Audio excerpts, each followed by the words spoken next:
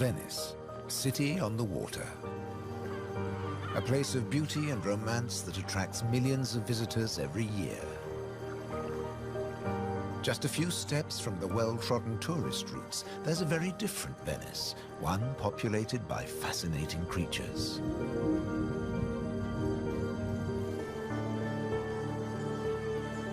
This film explores a Venice that few people ever see, a city that has a surprising double life.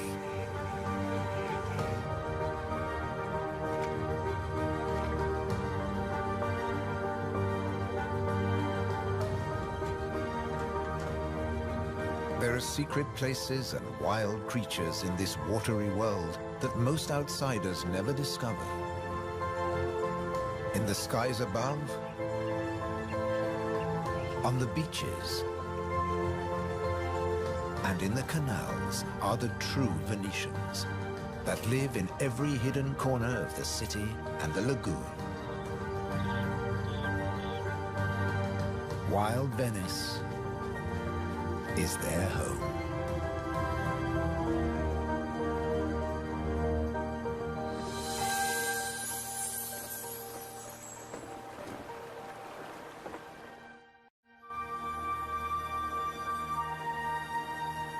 The city of Venice is built on sand, in a lagoon between the sea and the land.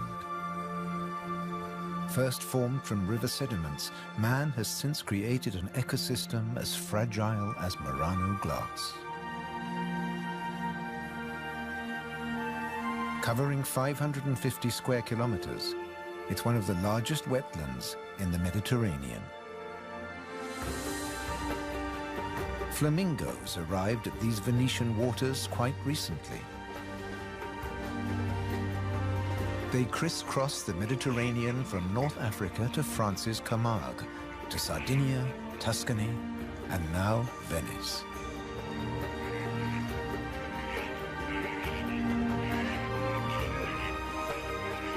They feed on vegetable matter and small creatures they find in the mud of the lagoon. In the shadow of Venice, the lagoon is the northernmost flamingo habitat in Europe.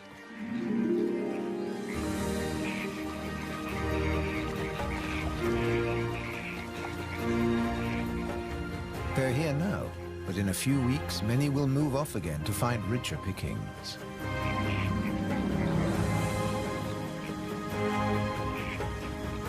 Their takeoff may look clumsy, but once in the air, their flight is balletic and elegant.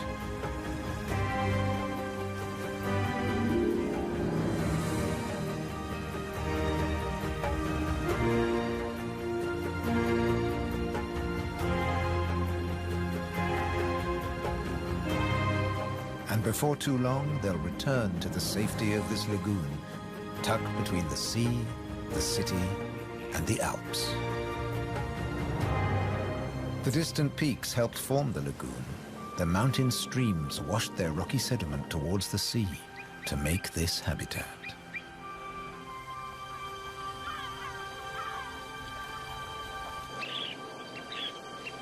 Some of the lagoon's other birds are ready to leave. Dunlin, small waders, fed well in the rich mud. They rest on the wooden piles that support the whole of Venice.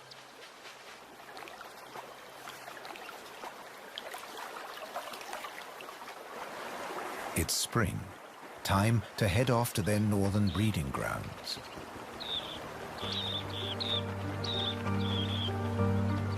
But the cormorants won't be lonely this summer.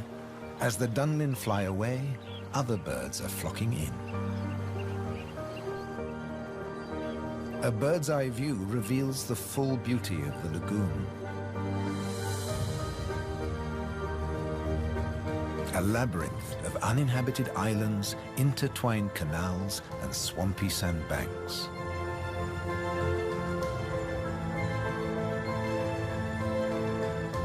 These marshy wetlands are known as the Barene.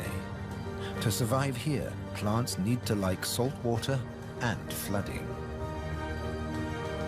Natural arteries called gabi meander through the brackish gardens, keeping the lagoon alive. The same waters flow through the city. The curving streams between the islands became the magical canals of Venice.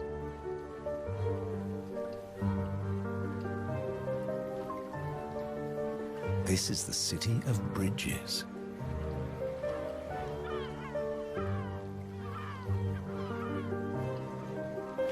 Visitors are mesmerized by the romance of the canals and the ancient architecture, and often miss the smaller, wilder sights around them.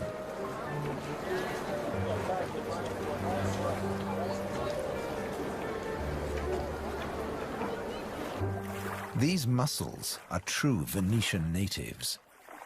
And now, in spring, they're breeding. The males spawn into the water, and each female produces up to 10 million eggs. Most of the larvae are eaten by other inhabitants of the canals, but up to 10,000 young shellfish will survive.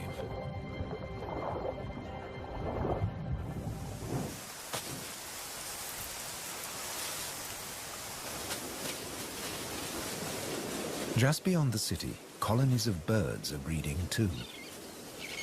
But a hazard of urban nesting is constant disturbance.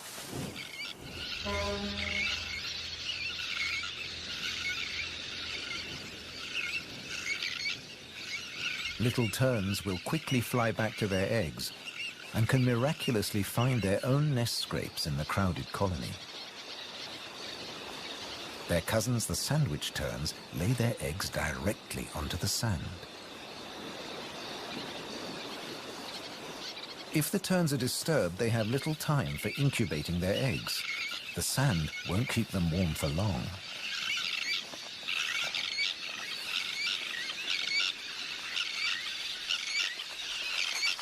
And left out in the open, they could be an easy target for predators.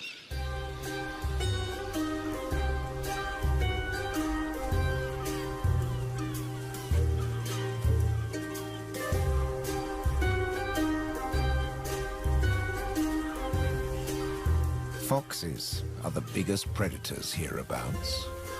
But from the air, he's easy to spot. The birds make it known he's not welcome anywhere near their nests.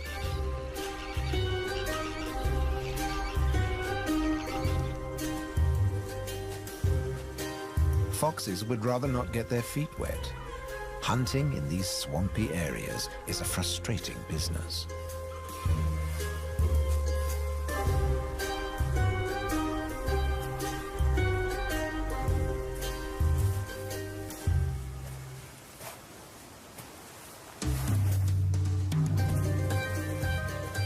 The grand leap disturbed another nesting bird. Now it's a question of following the scent.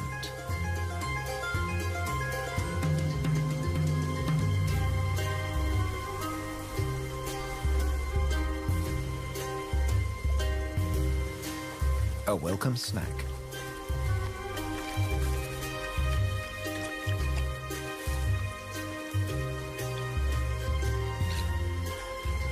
Just beyond the sand dunes is the busy colony.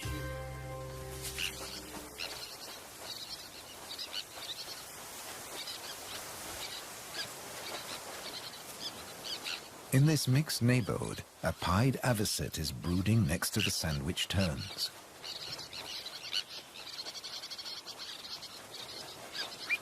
With nests so closely packed, there can be conflicting territorial claims with the common terns.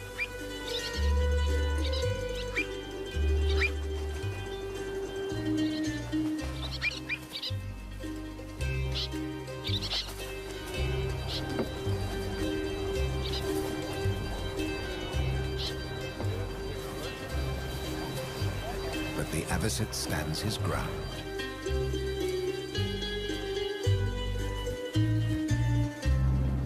The Grand Canal is the main waterway of Venice, dividing the city in two. It follows the course of the ancient river Brenta that runs from the Alps all the way into the lagoon. It offers a journey through architectural history starting in the 13th century.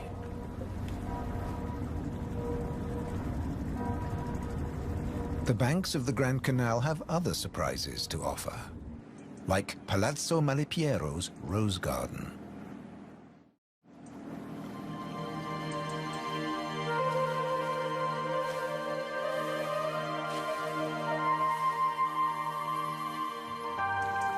Nestled between the buildings is a hidden paradise.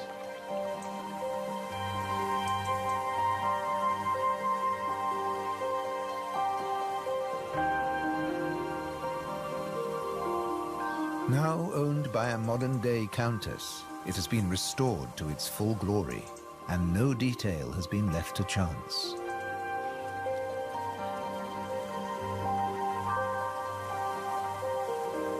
With the luxury of space in a city whose every square centimeter is exploited for maximum profit, it's also a sanctuary for many small animals.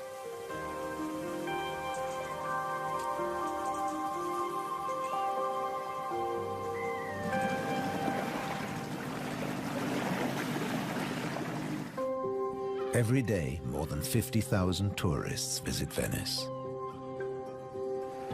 When the sun begins to set, the city's waterways empty. Venice belongs to the wild Venetians.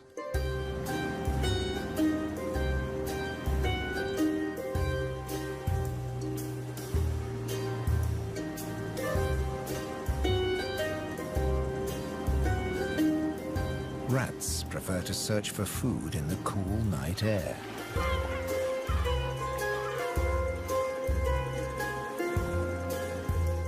But they're not alone.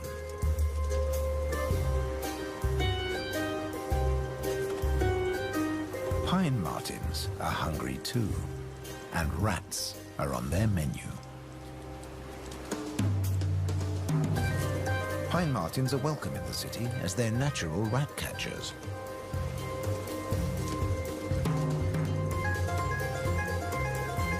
Agile with a keen sense of smell, they can find and follow any rat.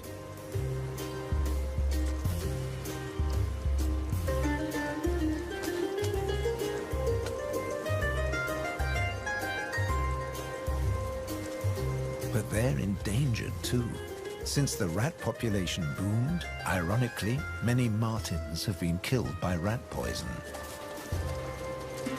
The rat won the day, and the pine marten has to settle for dessert.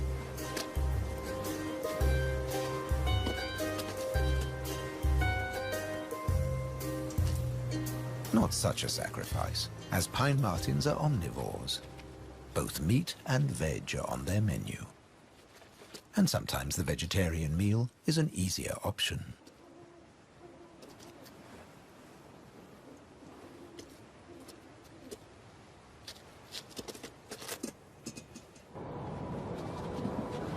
As the rat prepares to sleep, the city of Venice is beginning to wake up.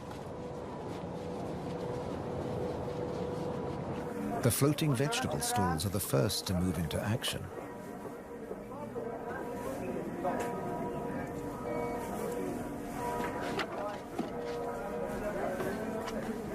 Soon these silent waterways will become busy highways again. In the 18th century, over 8,000 gondolas navigated the Venice canals. Now there are only about 400 left.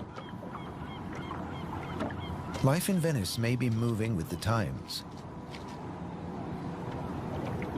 But one thing never changes. It dictates the daily rhythms of the city and the lagoon. Twice a day, the tide rises and falls as seawater washes in and out of the lagoon.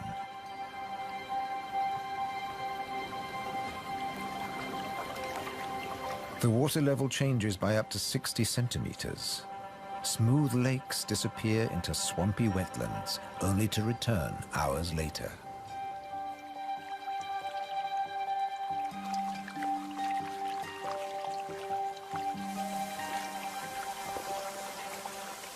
Retreating water levels reveal a surprise.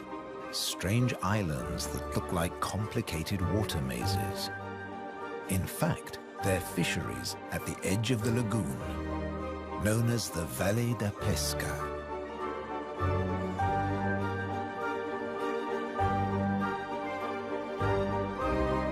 They'd been worked by the same families for generations, using a simple but ingenious method.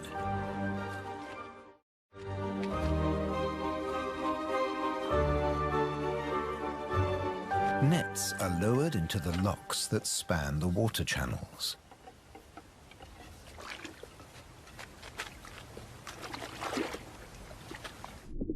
In the springtime, the locks bar the way to the young fish that stream into the lagoon to feed. The fishermen raise the nets and catch the small swarming fish in their thousands.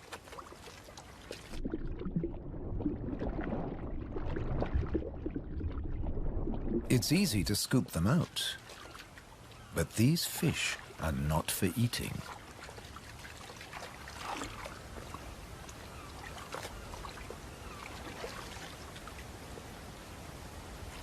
The fishermen place them on the other side of the bars and so trap them in the channels.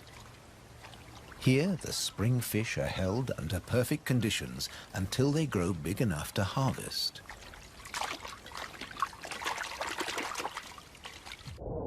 In the autumn, when the fish try to return to the sea, they're simply netted again. This time, they don't get away.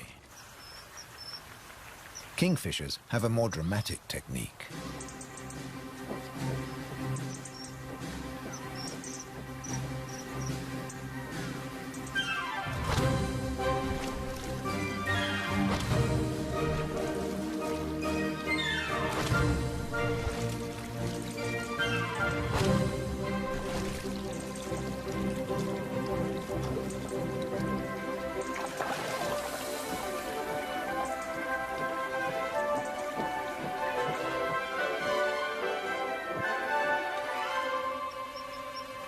They catch up to 20 fish a day, but need even more if they have nests with hungry growing chicks.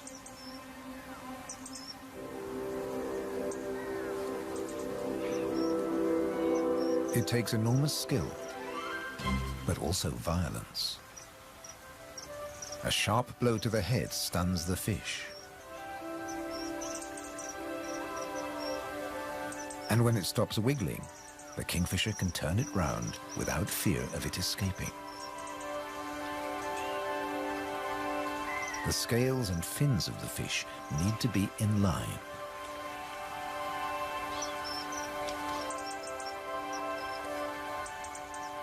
Now it's ready to swallow.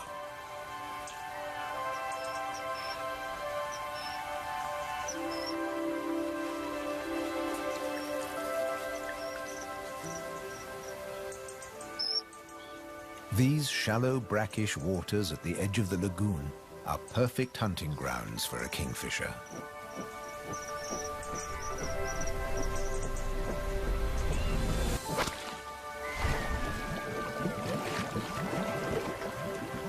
But not every dive is successful.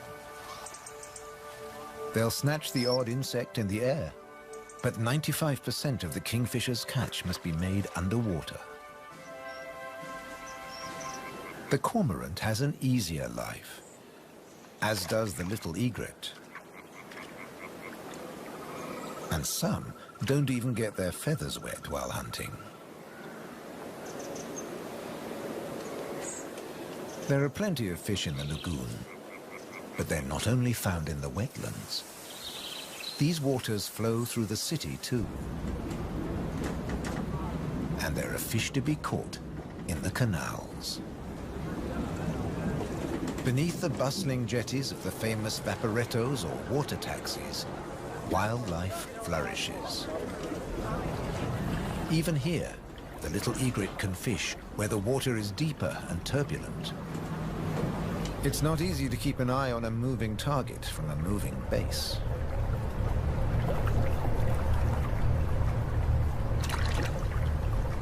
But persistence and patience pay off.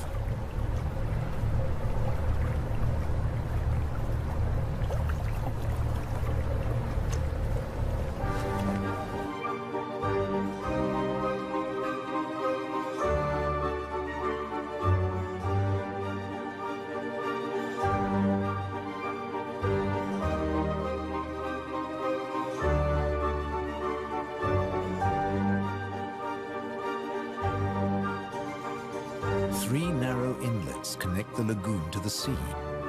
They're known as bocche, the Italian word for mouth. In spring, the fish travel into the lagoon because it's shallow, warm, and full of food.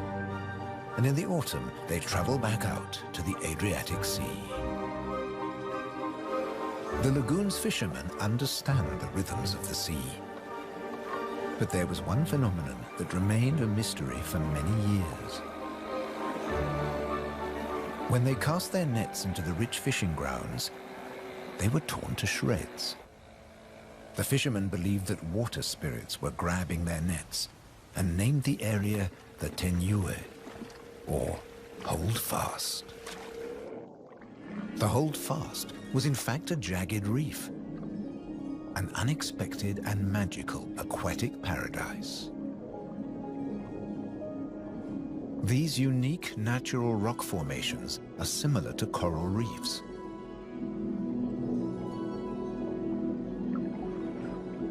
They're home to all kinds of remarkable creatures. Serpent stars, or marine annelids.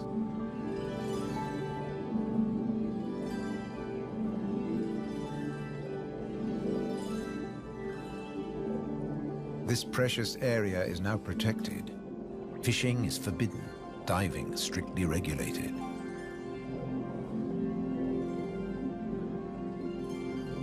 Even harvesting a shellfish delicacy like these canestrelli is banned.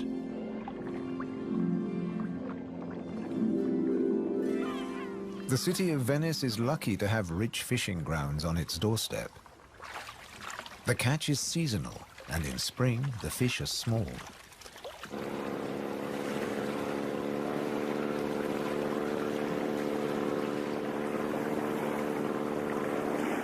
But the fishermen will go out, as long as they can find a buyer. Only the weather can hold them back.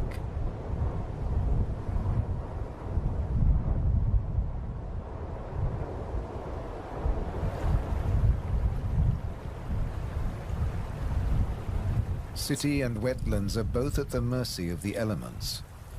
A storm is heading towards the lagoon. When rain-bearing clouds build up against the southern face of the Alps, and when warm southerly winds whip up the sea, water is driven into the lagoon, flooding the city and engulfing the swampland.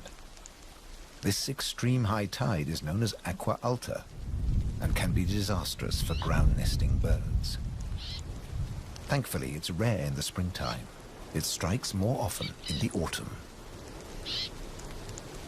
Storms can vanish as fast as they arrive, and the limpid sunlight that Venice is so famous for bathes the city again. In early summer, Venice teems with tourists. The Bridge of Sighs is a popular attraction, but few visitors realize that real Venetian life is happening just a short distance away. In the Giardini, a spacious and peaceful city park, there are some surprising residents.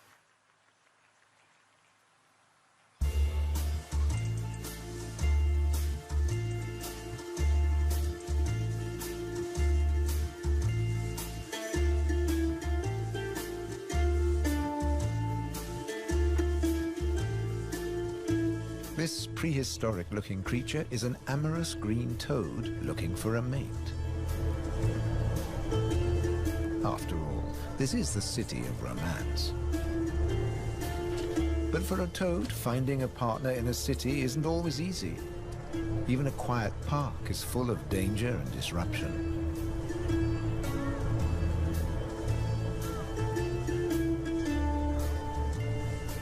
On the plus side, few of the park's visitors notice the presence of the toad, as it blends in so well with its surroundings.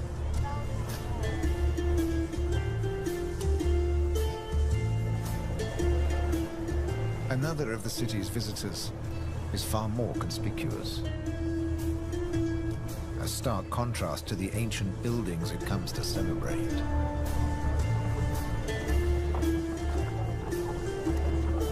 and a danger to the fragile city.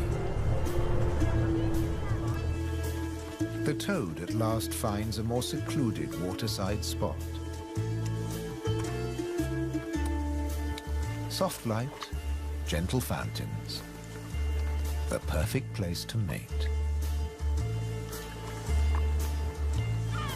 Venice is full of secret places hidden away from the main tourist routes. A traditional gondola repair shop nestles between the city's Zattere and Dorsoduro districts.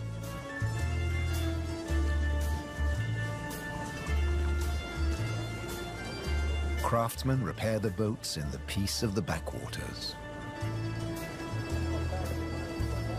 The tranquility also attracts some exotic-looking animals.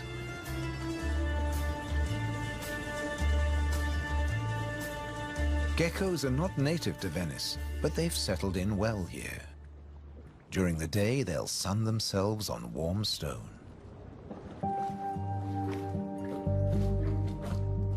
They're waiting for nightfall, when the insects they eat will emerge. And in the golden light, birds that hunt geckos settle in for the night. Terns fly back to the safety of the colony, and others enjoy a final bath. Evening always brings a measure of peace to the city. The Grand Canal is now very quiet, a perfect time for the gecko.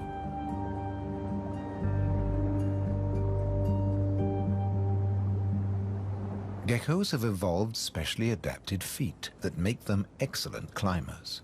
Their toes are covered in millions of tiny branched flaps with incredible adhesive power, so they can grip and climb the smoothest surfaces, even glass.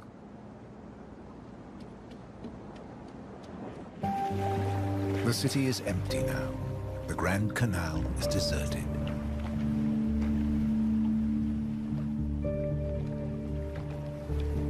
The evening's activity has passed to Venice's bars and restaurants.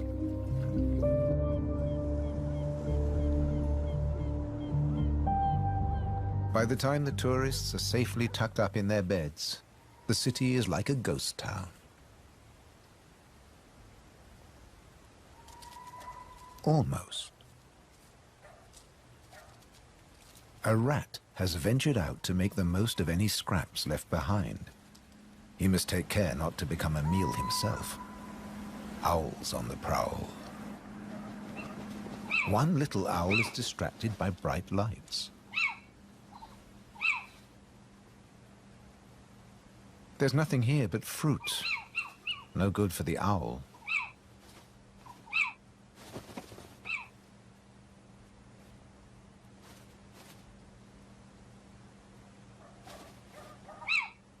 This house call hasn't paid off. Time to make a swift exit. The lucky rat will make it home tonight.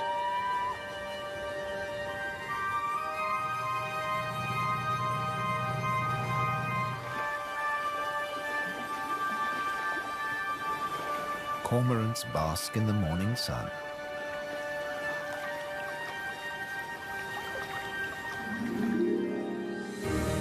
The terns start fishing early.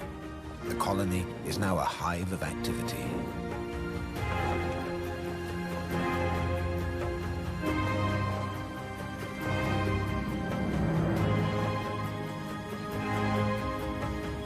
The first chicks have hatched.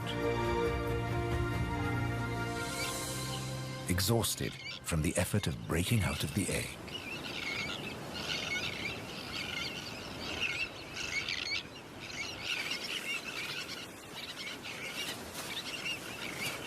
Around them, the colony has turned into a busy Italian restaurant as the adults noisily deliver their food.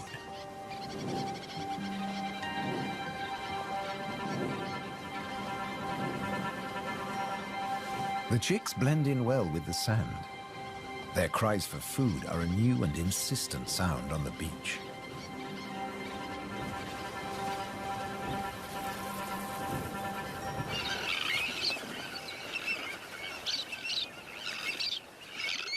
Their calls are echoed by the adults, who do nothing else but feed these demanding youngsters.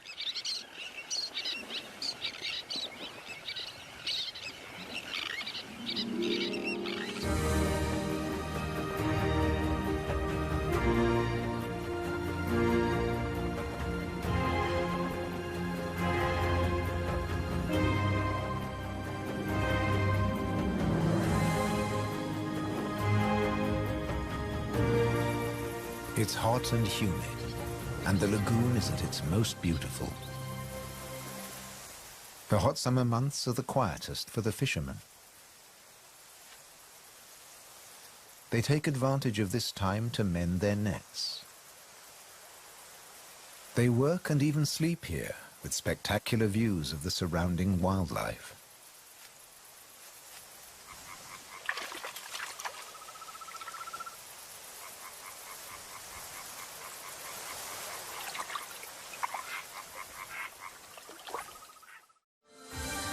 About 8% of the lagoon's surface consists of islands.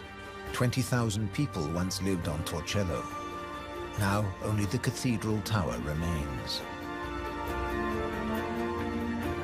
Burano is known for its colorful buildings.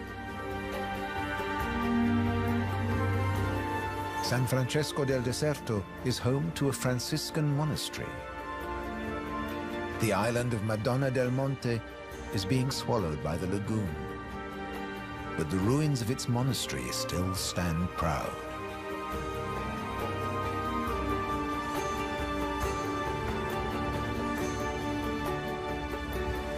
Enchanted places like this are an ideal refuge for wild animals.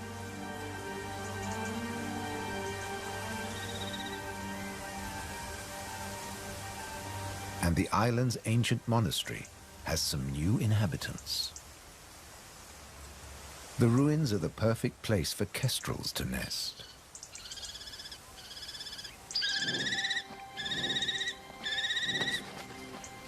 The hungry chicks are nearly as big as the adults and almost ready to fledge. Feeding this brood is a full-time job for both parents.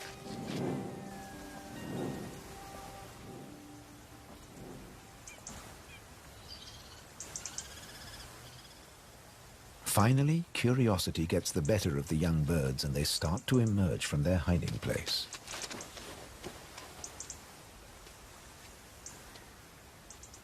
The first nervous explorer is soon followed by a sibling. They wait cautiously on a ledge, while one of the adults watches from afar.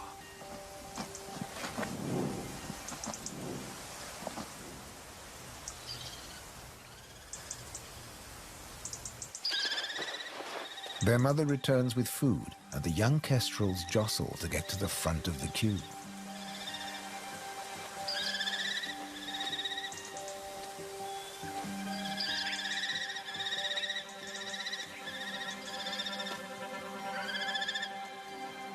The keenest and the loudest chick is fed first.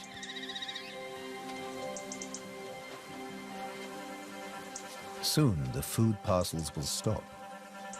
It's almost time for the young to leave the nest and fend for themselves.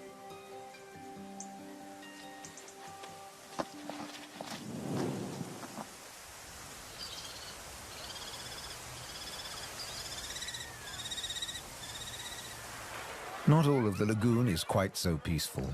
Venice's Lido, with its luxury hotels, is where the human bathers gather.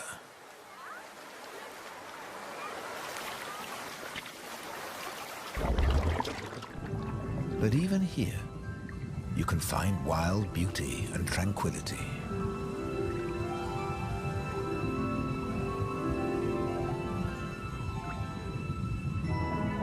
In the Tenue, Venice's reef, one of nature's most delightful performances is in full swing. The squid's mating dance.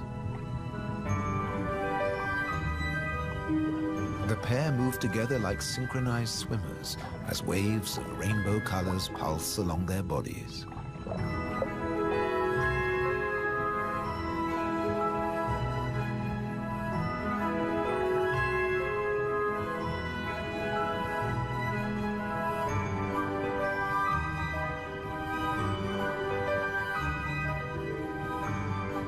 It's like an underwater version of the Venice Carnival, complete with face masks and disguises.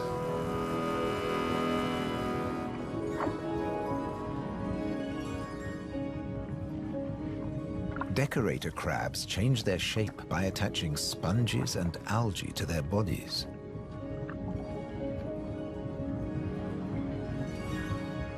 These bizarre disguises are excellent camouflage. The crabs creep past their neighbors and predators like living rocks from the seabed.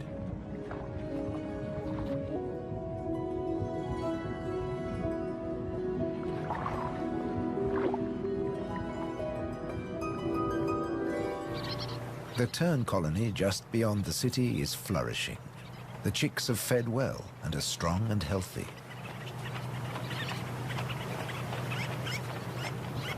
The young birds are gathered in a creche, with 1 or 2 adults looking after them all.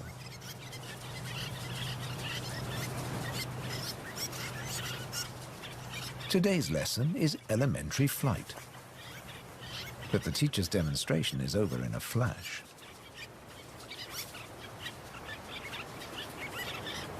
The young birds flap their wings to exercise their growing flight muscles, but they're not ready to take to the air yet.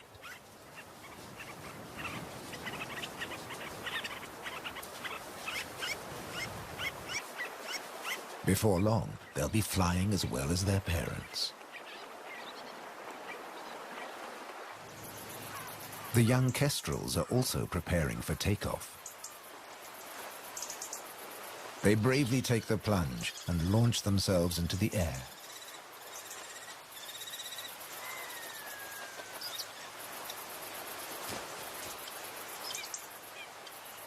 Dropping from a height makes their first flights easier.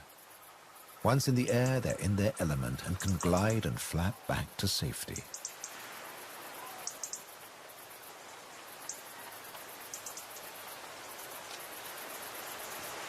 These first flights mark the end of their parental care. Now they have to find their own territory.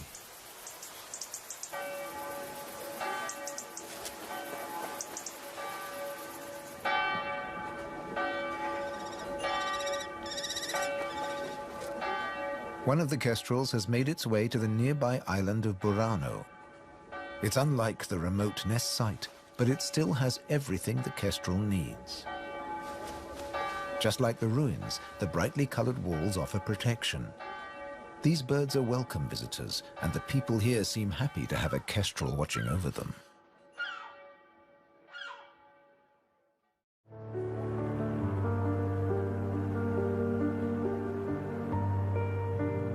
Autumn has arrived, and the wetlands once again change color. A plant called glasswort is responsible for this blush of pink. It flourishes in the swampy salt marshes.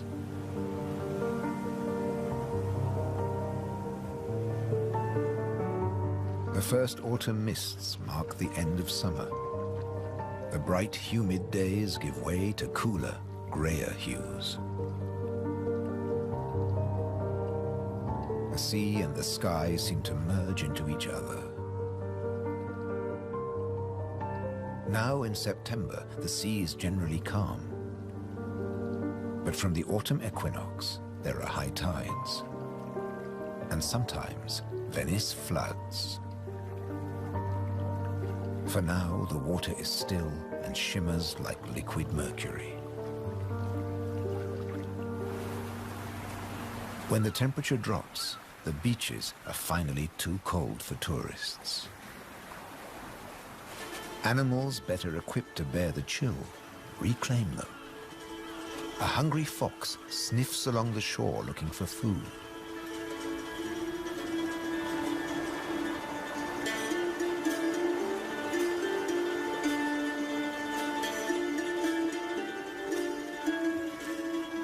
The fox has an excellent sense of smell and can see well in the twilight. It has picked up a strange scent. Something smells good to eat. But quite where this food is hidden is a mystery.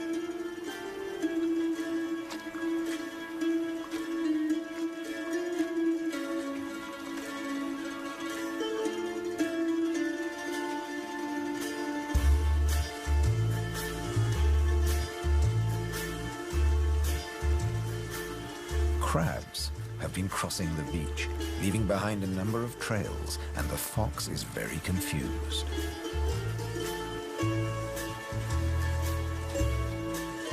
Finally, it follows its nose and comes face to face with a crab.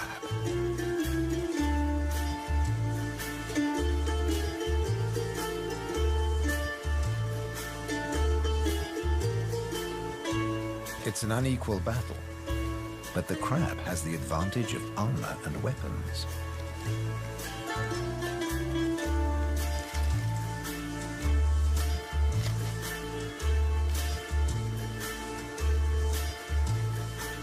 This meal is more trouble than it's worth.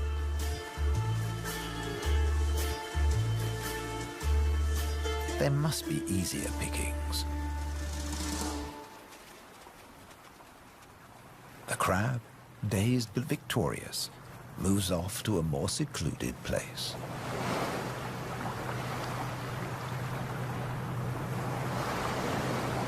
More crabs congregate on the shoreline looking out to sea. But just across the water, the residents of Venice are having a less comfortable time. The waters of the lagoon are creeping into the city.